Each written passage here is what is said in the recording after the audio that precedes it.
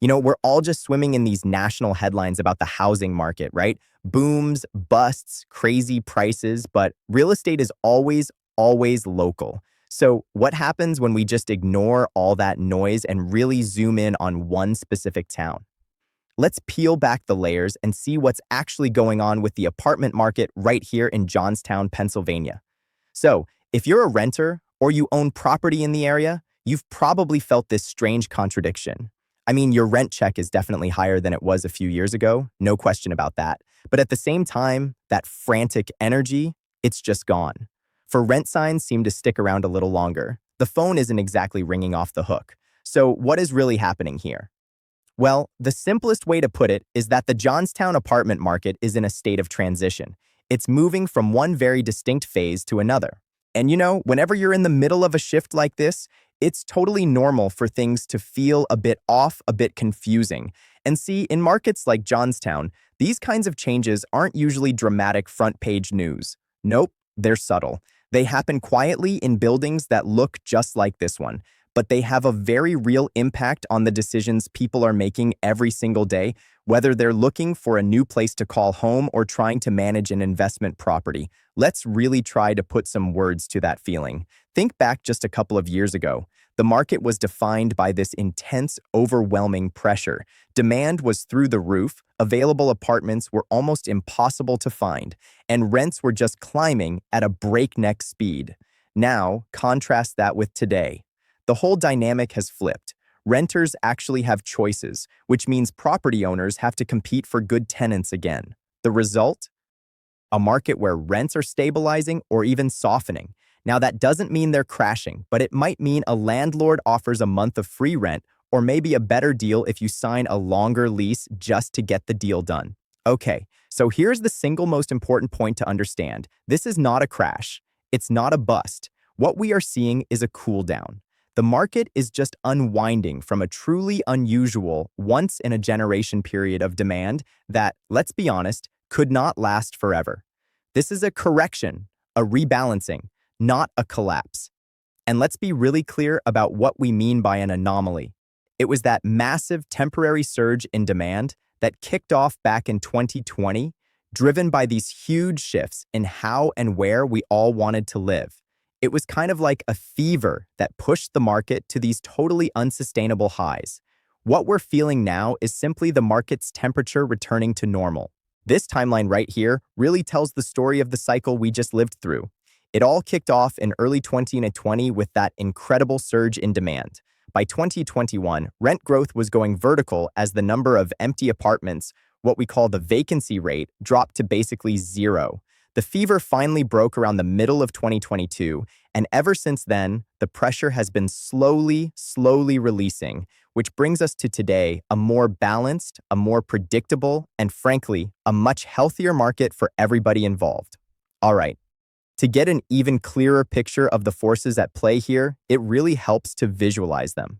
Think of it like a simple balancing act. It's honestly the best way to understand the mechanics behind what we're all feeling on the ground. So, I want you to imagine a classic scale. The kind with two sides. On one side, you've got all the people who are looking for an apartment. That's our demand. And on the other side, you have the number of available units for rent. That's our supply. The rent, well, that's just the price that makes those two forces balance out. Just a couple of years ago, that scale was totally lopsided. The demand pressure was absolutely massive, fueled by people moving and forming new households. But at the exact same time, the available supply was tiny. And when you have that many people chasing so few apartments, there is only one direction for prices to go, up. And they went up very fast. Now let's look at the situation today. That demand pressure, it's normalized. It hasn't vanished. I mean, people still need places to live, but it's back to a more sustainable, normal pace. And this has allowed the supply of available apartments to finally catch its breath. The two forces are now much closer to being in balance, and that is exactly why that frantic upward pressure on rents has gone away. Okay, this brings us to a really common misunderstanding I see all the time. We hear the national news talking about markets like Austin or Miami, right? But what happens there often has very little to do with what's going on in a place like Johnstown. You've heard it before. But it's true. All real estate is local, and this is such a critical distinction to make. Big high-growth cities are often way more volatile. They have these huge construction booms and are prone to really sharp swings, both up and down. Smaller, more stable markets like Johnstown, they just behave differently. Their trends are slower, they're steadier, and they're driven more by the health of the local job market than by these huge waves of new apartment buildings or speculative investing. Johnstown's cooldown is a gentle moderation, not some dramatic reversal. Okay, so that's the theory, but what does all this rebalancing actually mean for you on the ground? Whether you're out there looking for an apartment, or you own a rental property, or maybe you're thinking about investing.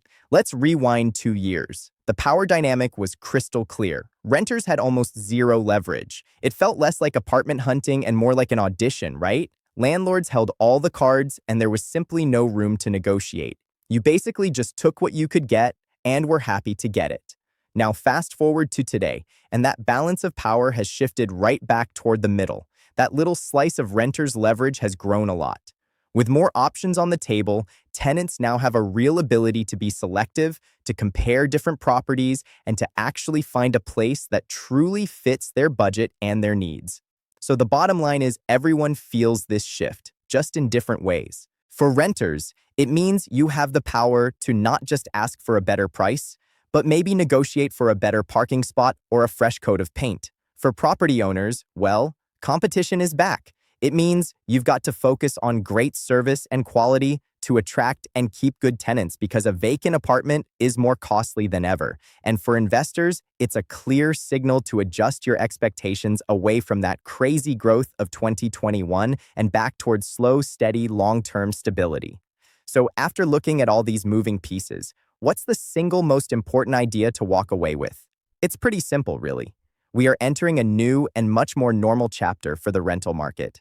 If you remember just one thing from all of this, let it be this. The market isn't broken. It's not falling apart. It is simply rebalancing.